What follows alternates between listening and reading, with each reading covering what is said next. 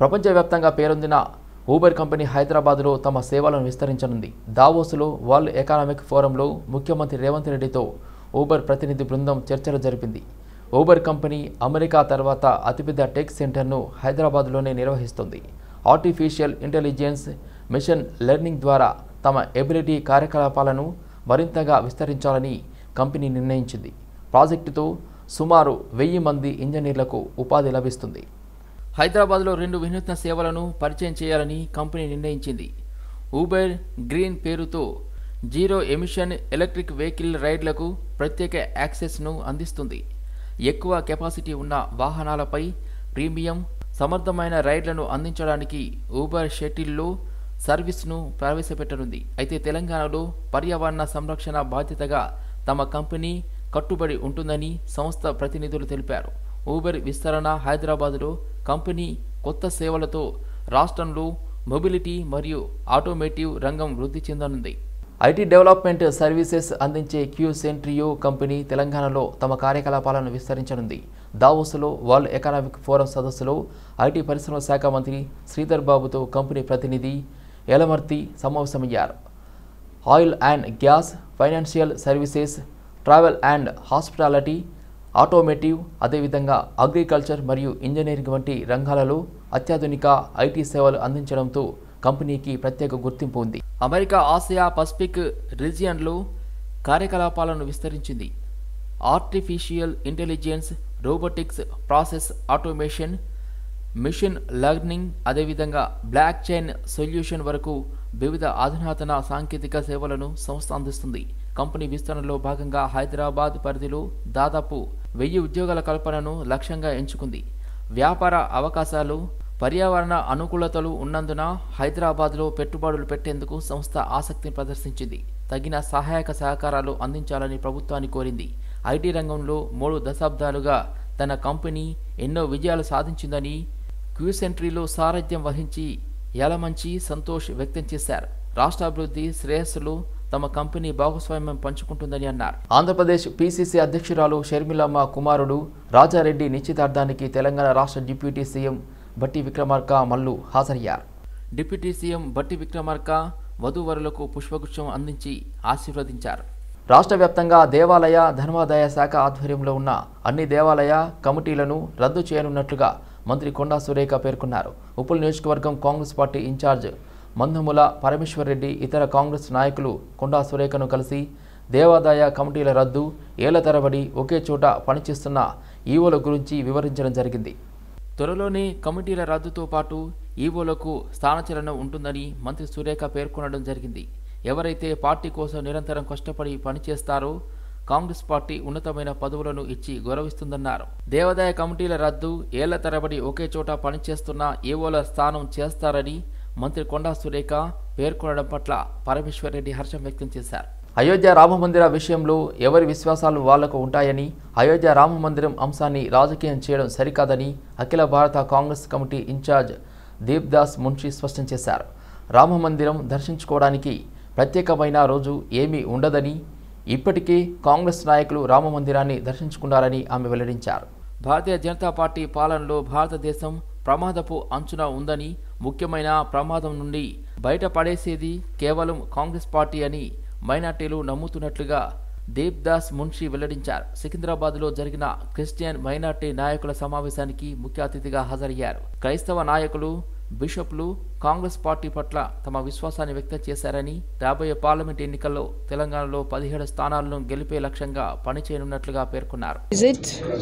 The meeting organized by Christian community of Telangana and mostly Archbishop, all the brothers, the clergies, they all came. And they are ready to support Congress because they believe that the country is under threat, and they are supporting the secular forces. So they will be with us. In last election also they supported Congress.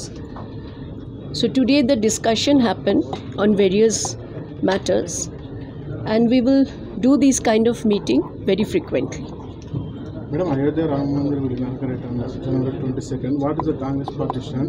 Why you are not going there, our leaders, Congress party leaders? It is our faith. Why should we go to mandir, masjid or churches? So if it is a political agenda and for the vote bank somebody is calling us, it is our faith. Out of faith we will go. It is not necessary that the particular day will go. Already our people have visited Ayodhya Mandir. They did the puja over there. So it is not that Congress particular that day we are not participating, that we don't want to politicalize the Mandir issue. రాష్ట్ర సచివాలయంలో deputy CM బట్టి విక్రమార్క 2024-25 ఆర్థిక సంవత్సరం వార్షిక budget ప్రతిపాదనల తయారీపై revenue శాఖ మంత్రి పొంగులేటి శ్రీనివాసరెడ్డితో కలిసి revenue, housing, ఐ&పిఆర్ శాఖల ఉన్నతాధికారులతో సమీక్షా సమావేశం నిర్వహించారు. రానున్న ఆర్థిక సంవత్సరంలో ఆయా శాఖలో అమలు చేసే కార్యక్రమాలు, పథకాలు, నిర్వహణ వ్యయంపై సంబంధిత శాఖల అధికారులతో చర్చించారు. డిప్యూటీ సీఎం బట్టి విక్రమార్క ఈ సమావేశానికి హాజరైన special chief secretary Arvind Kumar, principal secretary Naveen Mittal, Srinivasaraju, I and PR special commissioner Ashok Reddy తదితర అధికారులు పాల్గొన్నారు. అయోధ్య రాముని ప్రాణప్రతిష్ఠ సందర్భంగా మెట్రో రైల్లో ప్రయాణికులు Delhi public school chairman Komariya Ayodhya రాముని అక్షింతలను పంపిణీ చేశారు. ప్రపంచం మొత్తం జనవరి 22ని పండుగలా చేసుకుంటుందని అన్నారు. ఉప్పల్ మెట్రో స్టేషన్లో ప్రయాణికులతో ప్రయాణం చేస్తూ అయోధ్య రాముని టెంపుల్ విశిష్టతలను గూర్చి వారితో ఢిల్లీ పబ్లిక్ స్కూల్ చైర్మన్ ముచ్చటించారు. సుమారుగా 25,000 మందికి అయోధ్య రాముని అక్షింతలు మా సిబ్బంది మేము కలిసి పంపిణీ చేశామని, కార్యక్రమంలో పాలు పంచుకోవడం చాలా ఆనందంగా ఉందని కొమరయ్య అన్నారు. మెట్రో ట్రైన్లో ట్రావెల్ చేసి అయోధ్య రాముని టెంపుల్ ఓపెనింగ్ సందర్భంగా మన హైదరాబాద్లో మన మెట్రో ట్రావెలర్స్ అందరికీ మనము రాముని అక్షింతలు మరియు దీపములు మన ఆ టెంపుల్ ఓపెనింగ్ విషయాలు డిస్కస్ చేయడం అయినది. చాలామంది మన పబ్లిక్ డివోటీస్ అందరికీ అక్షింతలు ముట్టినాయి అని చెప్పారు. మిగతా వారికి ముట్టని వారికి పంపిస్తామని చెప్పాము. మన అయోధ్య టెంపుల్ ఓపెనింగ్ కావడం చాలా మన ఇండియన్స్ కానీ మన వరల్డ్ వైడ్గా ఆల్ ఓవర్ ఈవెన్ ఆస్ట్రేలియా, మన యూకే, ఫ్రాన్స్, అమెరికాలో కూడా ఈ ఫెస్టివల్ను ఒక వరల్డ్ ఫెస్టివల్గా చేసుకుంటున్నారు. ఈ 22 జనవరి 2024 అనేది హిస్టరీలో ఒక మంచి దినంగా ప్రజలందరూ వేడుకలు చేసుకుంటూ దాన్ని అందరూ కూడా హిస్టరీలో ఈ డేటు ఉండిపోతుంది. నల్లగండ్ల నుంచి గౌలిదొడ్డికి వెళ్లే ప్రధాన రహదారి ఇరువైపులా పేరు మోసిన సాఫ్ట్వేర్ కంపెనీల్లో ఇంజనీరింగ్ కళాశాలలున్నాయి. రోజుకు వేల మంది ప్రయాణించే రహదారికి ఇరువైపులా చెత్తాచెదారంతో నిండిపోయింది. ప్లాస్టిక్ కవర్లు, వ్యర్థ పదార్థాలు, నిర్మాణ వ్యర్థాలు రహదారిని అస్తవ్యస్తం చేశాయి. జీహెచ్ఎంసీ శానిటేషన్ సిబ్బంది నిర్మాణ వ్యర్థాలు తొలగించే సంస్థలు ఇటువైపు చూడడం లేదు. కోట్ల రూపాయలు వెచ్చిస్తున్నా నిష్ప్రయోజనం అవుతున్నాయని చెప్పడానికి ఇక్కడ రహదారులు నెలకొన్న అపరిశుభ్రత పరిస్థితులే నిదర్శనం. కార్వా నియోజకవర్గంలో పలు కాలనీల్లో జీహెచ్ఎంసీ కమిషనర్ రొనాల్డ్ రోజ్ పర్యటించారు. ఈ సందర్భంగా సమస్యలను పరిష్కరించాలని అధికారులను ఆదేశించారు. కార్వా నియోజకవర్గంలో పలు కాలనీలలో ఎమ్మెల్యే కౌసర్ మోహినుద్దీన్తో కలిసి పర్యటించారు commissioner Ronald Rose. Ziaguda, Golconda fort, Toli Chowk, Salarjung, ఆదిత్యనగర్లో కార్వాన్ శాసనసభ్యులు కౌసర్ మోహినుద్దీన్తో కలిసి రోడ్లు నిర్వహణ, స్టామ్, వాటర్ డ్రైనేజీ, పారిశుద్ధ్య పనులను పరిశీలించిన commissioner Ronald rose storm, water drainage, రోడ్లు, పారిశుద్ధ్య నిర్వహణపై ప్రజలు ఎదుర్కొంటున్న ఇబ్బందులను కమిషనర్కు వివరించారు. ఎమ్మెల్యే అన్ని సమస్యలను పరిష్కారం చేయాలని అక్కడికక్కడే అధికారులను ఆదేశించారు commissioner Ronald rose. Wings India 2024 show ఘనంగా ప్రారంభమైంది. హైదరాబాద్ బేగంపేట విమానాశ్రయంలో వింగ్స్ ఇండియా 2024 ఏవియేషన్ షోను కేంద్ర మంత్రి జ్యోతి ఆదిత్య సింధియా ప్రారంభించారు. కార్యక్రమంలో మంత్రి కోమటిరెడ్డి వెంకటరెడ్డి, ఎమ్మెల్యే లాస్యా నందిత, ఏవియేషన్ రంగం నిపుణులు, పలువురు అధికారులు, దేశ విదేశాల ప్రతినిధులు పాల్గొన్నారు. ఎమ్మెల్యే లాస్యా నందిత పలు విమానాలను పరిశీలించి ఫోటోలు దిగారు. వింగ్స్ ఇండియా సదస్సు విజయవంతం కావాలని ఆకాంక్షించారు. రాష్ట్ర వ్యాప్తంగా టీవైజేఎఫ్ సభ్యత్వం పొందిన విలేకరుల సంక్షేమం కోసం డాక్టర్ తనుగుల జితేందర్ రావు, సీనియర్ జర్నలిస్ట్ ఎనలేని కృషి చేస్తున్నారని టీవైజేఎఫ్ రంగారెడ్డి జిల్లా నూతన అధ్యక్షులు ఠాకూర్ అరవింద్ సింగ్ అన్నారు. టీవైజేఎఫ్ రాష్ట్ర ప్రచార కమిటీ చైర్మన్ షేక్ మహబూబ్, రాష్ట్ర కోశాధికారి మఠం మమతతో కలిసి రంగారెడ్డి జిల్లా టీవైజేఎఫ్ కమిటీ ఏకగ్రీవ ఎన్నిక సందర్భంగా ఆయన రంగారెడ్డి జిల్లాలో ఏర్పాటు చేసిన కార్యక్రమంలో విలేకరుల సమస్యలను తెలుసుకుని పరిష్కరించే దిశగా జితేందర్ రావు మార్గదర్శకాలలో జిల్లా కమిటీ పనిచేస్తుందని అన్నారు. నూతనంగా టీవైజేఎఫ్లో చేరే విలేకరులకు మంచి ప్రాధాన్యత ఇవ్వనున్నట్లుగా జితేందర్ రావు అన్నారు. రంగారెడ్డి జిల్లా టీవైజేఎఫ్ నూతన అధ్యక్షులుగా ఠాకూర్ అరవింద్ సింగ్ నియమించడం జరిగింది. పూర్తిస్థాయి కమిటీని ఏర్పాటు చేశారు. టీవైజేఎఫ్ జిల్లా ఉపాధ్యక్షులు వి పెంటయ్యను నియమించారు. టీవైజేఎఫ్ జిల్లా ప్రధాన కార్యదర్శి Alagiri Rajaravi, secretary R Avinash Reddy, organiser secretary Ramachandar, కోశాధికారి కర్రబాబు, కార్యవర్గ సభ్యులు శ్రీకాంత్, డి రవిశేఖర్లను నియమించడం జరిగింది. ఏది ఏమైనా సరే ఈ నెల 31వ తేదీలోగా గత ఏడాది వానాకాలం సీజన్కు సంబంధించిన కస్టమ్స్ మిల్లింగ్ రైస్ను మిల్లర్ల నుంచి పూర్తి స్థాయిలో సేకరించేందుకు యుద్ధ ప్రాతిపదికన చర్యలు తీసుకోవాలని పౌర సరఫరాల శాఖ కమిషనర్ డేస్ చౌహాన్ అధికారులను ఆదేశించారు. రైస్ మిల్లర్ల నుంచి బియ్యాన్ని సేకరించి ఎఫ్సీఐకి అప్పగించడానికి కేవలం 13 రోజుల సమయం మాత్రమే ఉందని, అందరం సమిష్టిగా సమన్వయంతో పనిచేసి లక్ష్యాన్ని చేరుకోవాలన్నారు. కస్టమ్స్ మిల్లింగ్ రైస్ డిపార్ట్ మిల్లర్ నుంచి పెనాల్టీ వసూలు, పీడీఎస్ బియ్యం నాణ్యత, పాత గన్ని సంచుల సేకరణ, అదేవిధంగా వినియోగం తదితర అంశాలపై ఎంసీఆర్ హెచ్ఆర్డీలో గురువారం నాడు అడిషనల్ కలెక్టర్లు, డీసీఎస్ఓలు, డిఎంఓలతో సమావేశం నిర్వహించారు. కమిషనర్ డేస్ చౌహాన్ ఉద్దేశపూర్వకంగా ఎఫ్ఎస్ఐకి బియ్యం ఇవ్వకుండా డిఫాల్ట్ చేసుకుని 31వ తేదీ తర్వాత గతంలో మాదిరిగా పాత పద్ధతిలో పౌర సరఫరాల సంస్థకు బియ్యం ఇస్తామంటే కుదరదని, ఎట్టి పరిస్థితుల్లోనూ అంగీకరించబోమని స్పష్టం చేశారు. ప్రజా పంపిణీకి కార్పొరేషన్ దగ్గర అవసరమైన బియ్యం నిల్వలు ఉన్నాయని, ప్రతి బియ్యం గింజను కూడా ఎఫ్సీఐకి అప్పగించాల్సిందేనని అన్నారు. ప్రతిసారి డిఫాల్ట్ కావడం, తర్వాత కార్పొరేషన్కు బియ్యం ఇవ్వడం అలవాటుగా మారిందని అసంతృప్తి వ్యక్తం చేస్తూ పాత పద్ధతులను పక్కన పెట్టాల్సిందేనని స్పష్టం చేశారు. కార్పొరేషన్ డంపింగ్ యార్డ్ కాదనే విషయాన్ని ప్రతి ఒక్కరు గుర్తుంచుకోవాలన్నారు. డిఫాల్ట్ అయిన మిల్లర్లపై కఠిన చర్యలు తప్పవని హెచ్చరించారు. గతంలో డిఫాల్ట్ అయిన మిల్లర్ల నుంచి 25% పెనాల్టీని వసూలు చేస్తామని, ఈ విషయంలో ఎవరిని వదిలిపెట్టబోమని అన్నారు. బియ్యం సేకరణ అంశాన్ని గౌరవ ముఖ్యమంత్రి రేవంత్ రెడ్డి, పౌర సరఫరాల శాఖ మంత్రి ఉత్తమ్ కుమార్ రెడ్డి పరిగణిస్తున్నారని అన్నారు. సీఎంఆర్ డెలివరీలపై ఇప్పటికే మంత్రి కలెక్టర్లతో వీడియో కాన్ఫరెన్స్ నిర్వహించిన తర్వాత డెలివరీలలో కాస్త వేగం పెరిగిందని, ఇందుకు కృషి చేసిన జిల్లా కలెక్టర్లకు అభినందనలు తెలియజేశారు. కళ్యాణ లక్ష్మి చెక్కులు పాతవే ఇస్తున్నారని, ఆడబిడ్డలకు ఇచ్చిన తులం బంగారం హామీ ఏమైందని కాంగ్రెస్ ప్రభుత్వాన్ని మాజీ మంత్రి వి శ్రీనివాస్ గౌడ్ ప్రశ్నించారు. ఎన్నికల సందర్భంగా కాంగ్రెస్ ఇచ్చిన 6 గ్యారంటీల్లోని 420 హామీలను అమలు చేస్తారా చేయరా అన్నది ప్రశ్నార్థకంగా ఉందని అనుమానం వ్యక్తం చేశారు. కాంగ్రెస్ ఇచ్చిన హామీలను అమలు చేస్తే మొదట సంతోషపడేది తామేనని చెప్పారు. బీఆర్ఎస్ ప్రభుత్వం భూములను గుంజుకుంటుందని కాంగ్రెస్ విష ప్రచారం చేసిందని దుయ్యబట్టారు. తెలంగాణ సాధనలో అనంతరం రాష్ట్ర పునర్నిర్మాణంలో తామంతా కేసీఆర్ వెంట సైనికుల్లా పనిచేశామని చెప్పారు. పార్టీని సంస్థాగతంగా బలోపేతం చేసుకుంటామని వెల్లడించారు.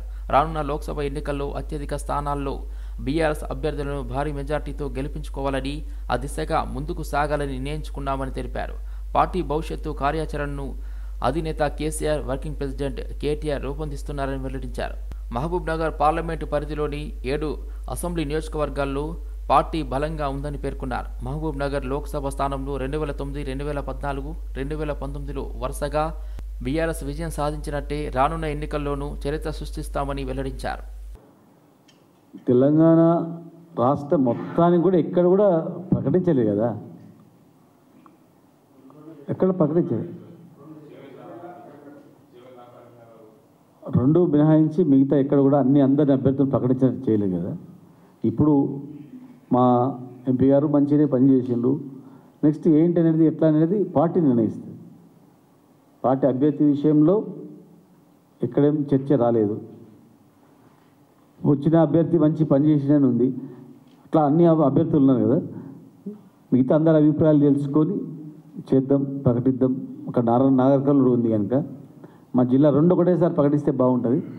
ఒకటి ప్రకటించి మళ్ళీ ఒకటి ప్రకటించకపోతే కాదు, 2 సమీక్ష జరిగింది. అది కూడా సమీక్ష జరిగింది కనుక నాగర్కర్నూలు, మహబూబ్నగర్తో పాటు మిగతా నియోజకవర్గాలన్నీ కూడా వస్తాయి. ఎక్కడైనా మేము ఇప్పుడు కూడా ఎవరేమో అనుకోలేదు చేయాలని. ఇక్కడ వేదిక ఉన్న వాళ్ళు ఎవరు పార్టీ ఏం ఆదేశం చేస్తే పార్టీ ఆదేశం ప్రకారం పనిచేయడానికి ఉన్నాం. పార్టీ ఆదేశం ప్రకారం జనరల్గా పార్టీ పాత ఎంపీ సరిగా పని చేయలేదనుకో, అరే నా పని చేయలేదు అని అనుకుంటాం. పని చేసిండు, పార్టీ నెక్స్ట్ ఏందనేది ఏ సామాజిక వర్గానికి ఎట్లయితే పార్టీ నిర్ణయిస్తుంది. హవాయి చెప్పులు వేసుకుని సామాన్య వ్యక్తి సైతం విమానాల్లో ప్రయాణించాలన్నది పీఎం నరేంద్ర మోదీ కళ అని పౌర విమానయాన శాఖ మంత్రి జ్యోతి ఆదిత్య సింధియా పేర్కొన్నారు. ఉడాన్ పథకంతో సామాన్యులకు కూడా విమాన ప్రయాణాన్ని పీఎం అందుబాటులోకి తీసుకువచ్చారని గుర్తు చేశారు. 2047 నాటికి అతిపెద్ద విమానయాన మార్కెట్గా భారతదేశం అవతరిస్తుందన్న ఆశాభావాన్ని ఆయన వ్యక్తం చేశారు. ప్రస్తుతం 3వ అతిపెద్ద దేశీయ మార్కెట్గా 7వ అతిపెద్ద అంతర్జాతీయ మార్కెట్గా భారత్ అవతరించిందని జ్యోతి ఆదిత్య సింధియా వెల్లడించారు. 2047 నాటికి విమానయాన రంగంలో $20 ట్రిలియన్ వృద్ధిని సాధించే దిశగా ముందుకు వెళ్తున్నామని పౌర విమానయాన శాఖ మంత్రి తెలిపారు. దేశంలో 500 కొత్త ఇండిగో విమానాల కొనుగోలుకు ఆర్డర్ ఇచ్చామని తెలిపారు. మానవ వనరుల కోసం పెరుగుతున్న డిమాండ్కు అనుగుణంగా ఎయిర్ క్రాఫ్ట్ మెయింటెనెన్స్ ఇంజనీరింగ్ కోర్సులను బోధించే జిఎంఆర్ స్కూల్ ఆఫ్ ఏవియేషన్ను హైదరాబాద్లో ప్రారంభించినట్లు మంత్రి వెల్లడించారు. Has completely transformed itself in the last 10 years. नागर विमानन क्षेत्र का लोकतांत्रिकरण पिछले 10 वर्षों में प्रधानमंत्री नरेंद्र मोदी जी के नेतृत्व में संभव हो पाया, जब हवाई चप्पल पहनने वाला व्यक्ति भी हवाई जहाज में सफर कर सकता है. पूरे देश के आम नागरिक सरकार की बहुत महत्वाकांक्षी योजना जो वायबिलिटी गैप फंडिंग के आधार पर देश के कोने कोने में हवाई सफर की सुविधा जन जन तक पहुंचाने का कार्य कर रही है. हर पुरुष, हर महिला, हर नौजवान को देश के बड़े शहरों के साथ और विश्व के साथ जोड़ने का काम ये योजना कर रही है. రైతు మల్లికార్జున రెడ్డి చేస్తున్న ప్రకృతి వ్యవసాయం అందరికీ ఆదర్శనీయమని బీజేపీ జాతీయ ప్రధాన కార్యదర్శి ఎంపీ బండి సంజయ్ కుమార్ పేర్కొన్నారు. సాఫ్ట్వేర్ ఉద్యోగాన్ని వదిలేసి ప్రకృతి వ్యవసాయం చేస్తూ పంట దిగుబడి రెట్టింపు చేసి లాభాలు ఆర్జించడమే కాకుండా పర్యావరణాన్ని, మనుషుల ఆరోగ్యాన్ని కాపాడేందుకు కృషి చేస్తున్నారని పేర్కొన్నారు. రసాయన ఎరువులు వాడే రైతాంగంతో పాటు నేటి యువత మల్లికార్జున రెడ్డిని ఆదర్శంగా తీసుకోవాలని కోరారు. వికసిత్ భారత్ సంకల్ప యాత్ర కార్యక్రమంలో భాగంగా బండి సంజయ్ కుమార్ చొప్పదండిలో జరిగిన కార్యక్రమంలో పాల్గొన్నారు. ఈ సందర్భంగా ప్రధానమంత్రి నరేంద్ర మోదీ చొప్పదండి నియోజకవర్గంలోని పెద్ద కుర్మపల్లి గ్రామానికి చెందిన ఆదర్శ రైతు మల్లికార్జున రెడ్డితో మాట్లాడారు. ఈ కార్యక్రమాన్ని ప్రత్యక్షంగా వీక్షించిన సంజయ్ అనంతరం మల్లికార్జున రెడ్డికి అభినందనలు తెలుపుతూ ప్రకటన విడుదల చేశారు. ప్రకృతి వ్యవసాయంతో మల్లికార్జున రెడ్డి సమాజానికి ఎంతో మేలు చేస్తున్నారు. ఎందుకంటే వ్యవసాయం దిగుబడి పెంచుకోవడానికి రైతులు యూరియా, డిఏపి వంటి రసాయన ఎరువులు వాడడం వల్ల, వాటిని తినడం వల్ల ప్రజలు రోగాల బారిన పడుతున్నారు. పర్యావరణం కలుషితమవుతుంది. రసాయన ఎరువులతో పని లేకుండా ప్రకృతి వ్యవసాయంతో పంట దిగుబడి రెట్టింపు ఏ విధంగా చేయొచ్చో మల్లికార్జున రెడ్డి నిరూపించారు అని కొనియాడారు. చైతన్యపురి పోలీస్ స్టేషన్లో ఏసీబీ దాడులు నిర్వహించారు. 2 కోర్టు కానిస్టేబుల్తో పాటు కోర్టు అధికారులను రెడ్ హ్యాండెడ్గా ఏసీబీ అధికారులు పట్టుకున్నారు. ఒక కేసు విషయంలో నిందితుడి దగ్గర నుంచి కానిస్టేబుల్ డబ్బులు డిమాండ్ చేసినట్లుగా సమాచారం అందడంతో ఏసీబీ అధికారులు సోదాలు చేపట్టారు. చైతన్యపురి పిఎస్, రాచకొండ కమిషనరేట్లకు చెందిన 2 పీసీలు, హెచ్సీతో పాటు 4 ప్రైవేట్ వ్యక్తులు ఏసీబీ వలలో ఉన్నారు. శ్రీనుపై క్రిమినల్ కేసులు, దుర్వినియోగం కేసు నమోదు చేశారు. B Mallesham, PC Prasad Babu, head constable warrant executive team Chaitanyapuri PS మరియు ఏఓ 3M నరేందర్, అదేవిధంగా పోలీస్ కానిస్టేబుల్ చైతన్యపురి పిఎస్లు కోర్టు కానిస్టేబుల్గా పనిచేస్తున్నారు. గతంలో ఫిర్యాదుదారుడు శ్రీను నుంచి ఏఓలు 5 లక్షలు లంచం డిమాండ్ చేశారు. చైతన్యపురి పోలీస్ స్టేషన్లో నిందితుడిగా ఉన్న అంగే వెంకటరమణ తనపై నాన్ బెయిలబుల్ వారెంట్ పెండింగ్లో ఉన్నాయని, వాటిని అమలు చేయబోమని, వాటిని రీకాల్ చేసేలా చేస్తానని అతనికి తెలియజేశాడు. ఫిర్యాదుదారు నుంచి లంచం మొత్తాన్ని సేకరించేందుకు ఏఓలతో పాటు 4 ప్రైవేట్ వ్యక్తులు సోమశేఖర్, రామకృష్ణ, ఏవిఎన్ ఏసీ కుమార్, అచ్యుతున, చైతన్య, అదేవిధంగా రాఘవేంద్ర గుప్తా ఫిర్యాదుదారుని అల్కనూరి కాలనీలోని పార్కులో అన్యాయంగా నిర్బంధించి 5 లక్షలు లంచం ఇవ్వాలని డిమాండ్ చేశారు. చైతన్యపురి పిఎస్కు చెందిన 3 పోలీసు సిబ్బంది సహచరులను పట్టుకొని చైతన్యపురి పిఎస్తో పాటు ఇతర ప్రాంతాల్లో సోదాలు నిర్వహించారు.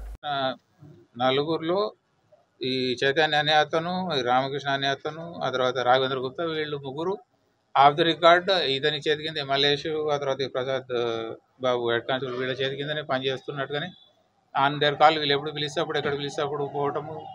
ఫిజికల్గా ఇతన్ని తీసుకుపోయి ఇల్లీగల్ డీటైన్ చేసినప్పుడు మ్యాన్ హ్యాండిల్ కూడా చేసినారు. ఆ కొట్టే దాంట్లో కూడా ఇతను చైతన్య అనే అతను, ఆ తర్వాత ప్రసాద్ బాబు హెడ్ కానిస్టేబుల్ ఇద్దరు మ్యాన్ హ్యాండిల్ కూడా చేసిన అతన్ని ఒప్పియడానికి, పైసలు ఇచ్చేదానికి, భయపెట్టడానికి అట్లా చేస్తున్నారు. కాబట్టి వాళ్ళని కూడా section 12 abetment of commission of PC act అఫెన్స్లో వాళ్ళని కూడా అరెస్ట్ చేస్తారు. లేదు, ఇప్పటివరకు ఇతను ఒకటే కంప్లైంట్. ఇన్వెస్టిగేషన్ వేరే ట్రాన్స్ఫర్స్ ఇతని కంప్లైంట్ కంటే ముందు, ఇతను చెప్పే పీరియడ్ కంటే ముందు కూడా కొన్ని ట్రాన్స్ఫర్స్ ఉన్నాయి వీళ్ళ ఆన్లైన్ దాంట్లో. అవి దేనికి సంబంధించి అన్నది ఐడెంటిఫై అయితే వాళ్ళు కూడా కంప్లైంట్ ఇస్తాను ముందుకు వస్తే కంప్లైంట్ తీసుకొని అది కూడా దీంట్లోనే యాడ్ చేసి యాక్షన్ తీసుకుని అంటే అమౌంట్స్ ఉన్నాయి. అమౌంట్స్ బాగానే ఉన్నాయి. ఇప్పుడు వీళ్ళది ఎంత 3.5 lakhs ఉంది. అంత అమౌంట్ కాకుండా కానీ దాంట్లో సగం అంత అమౌంట్ ఇంకా కొంచెం తక్కువ అట్లా ఉన్నాయి వేరే వేరే ట్రాన్సాక్షన్స్. కానీ అవి స్పెసిఫిక్గా ఈ బ్రైబ్ రిలేటెడ్ అన్నది వాళ్ళు కంప్లైంట్ ఇచ్చి కన్ఫర్మ్ అయితేనే, లేదంటే వాళ్ళ రిలేటెడ్ వారెంట్ కేసు ఏదైనా ఉందని ఎస్టాబ్లిష్ అయితేనే లింక్ చేయగలుగుతారు. పటాన్చెరు పోలీస్ స్టేషన్ పరిధిలో దొంగలు రెచ్చిపోతున్నారు. స్థానిక అంబేద్కర్ కాలనీలో ఒకే వ్యక్తి వరుసగా 2 రోజుల పాటు చోరీలకు పాల్పడ్డ వీడియో సీసీ కెమెరాలు రికార్డయ్యాయి.